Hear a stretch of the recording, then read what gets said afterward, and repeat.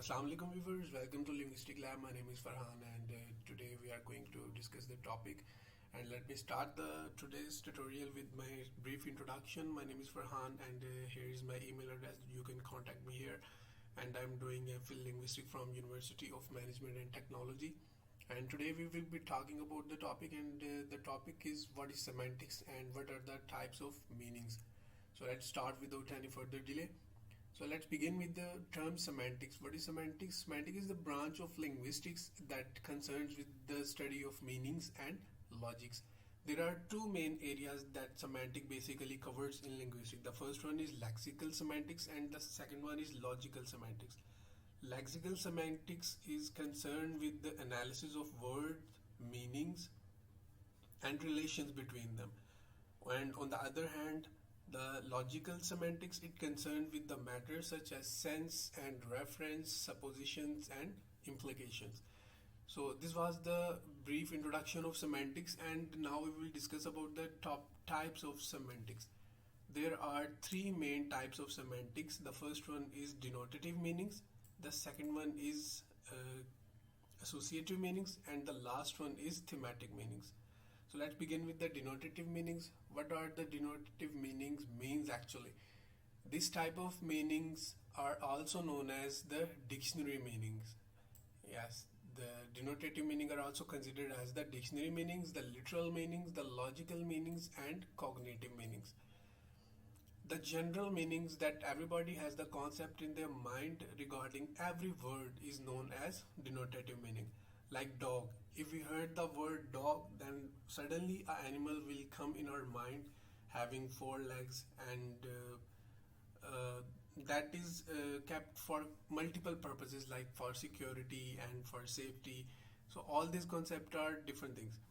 So the image that comes in our mind after listening the word dog, this is we called denotative meaning.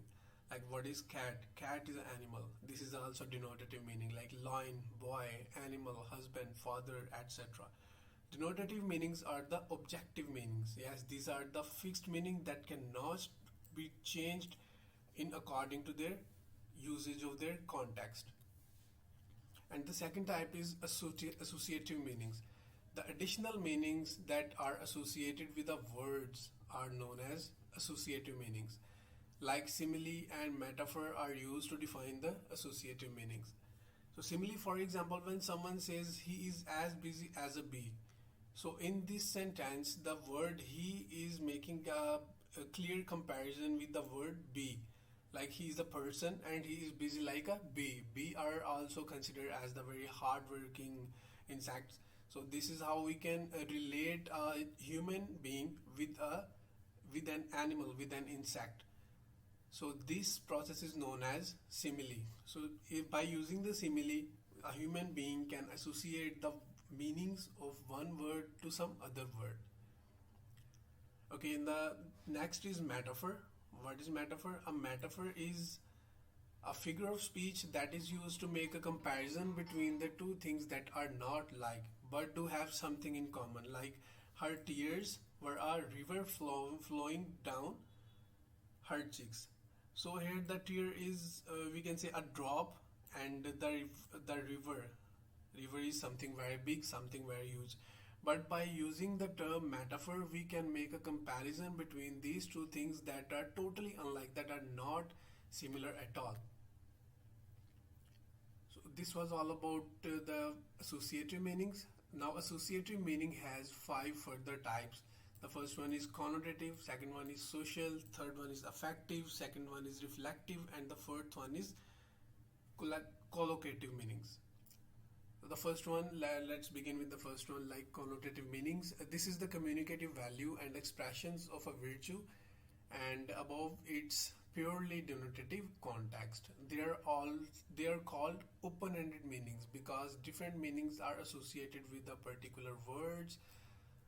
With respect to their connotative meanings, as a word provides multiple meanings in every context. Like in the previous slide, we discussed about the word a dog. When a dog comes in, when we heard the word dog, then suddenly an image come in our mind and we consider that it is a dog, it is an animal. But It can be vary, the meaning of a word dog can be vary from person to person, from a context to context, like how a person is relating the meanings to the word dog. Like some people will consider that dog is the symbol of faithfulness. Okay,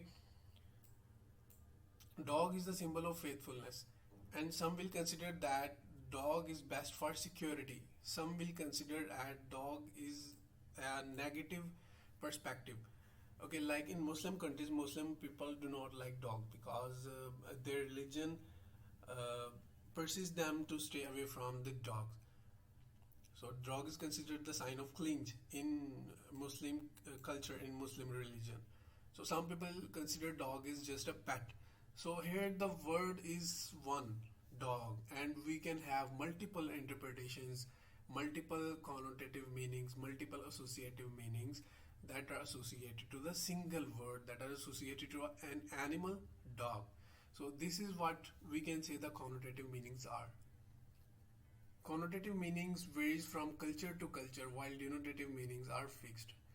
Okay, as we told you that in different religion, in different cultures, a meaning can have multiple perceptions, multiple contexts. So this is how we can say the connotative meanings are not fixed.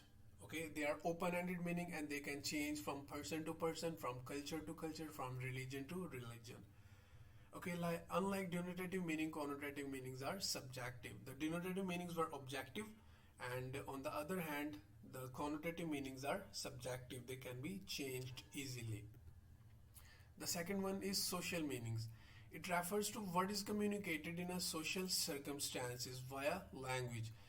Social meanings differ from society to society, how one society is taking the meaning of one word and other society taking the meaning of the same word. One word can be used for different meanings in different societies. Like here we have the image. In Pakistan, this is considered as the footpath, but in the Europe, the same picture, when the European people will see the same picture, they will say that it is pavement. And while the people of USA, if they are supposed to see the same picture, they will say this is sidewalk. So this is how we can say a single thing, a single word, a single picture can have multiple meanings, can have multiple names in according to their society. Like in which society people are talking about the image, in which society the people are talking about the one thing. So this may vary from place to place. The third one is affective meaning. It reflects the feelings and attitudes of a speaker toward the listener. This is called affective meaning, how a person is affecting the hearer from his speech, from his feelings, from his attitude. So it basically reflects the feeling and attitude of a speaker. So like for example, we can see, please give me a cup of tea. In this sentence, we can feel the touch of request, like please give me a cup of tea.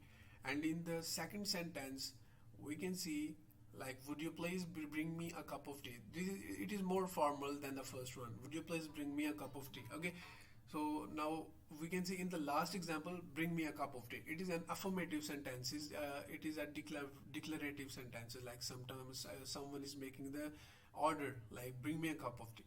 So this is how we can see that word is same. Okay, the sentence is same, but the speaker's attitude and speaker's feeling can make it different for the perceive the meanings for the listener. Like please give me a cup of tea, this is formal. Would you please bring me a cup of tea, this is a request. And bring me a cup of tea, this is offensive. Okay, this is attitude, this is command basically. So this is how the meanings of the speaker affects the listener by using the words, by using the sentences. And what are reflected meanings? Reflected meanings basically deals with what is communicated through associated with another sense of an expression. Like sometimes a single word can have multiple meanings. Like here we have a word bank.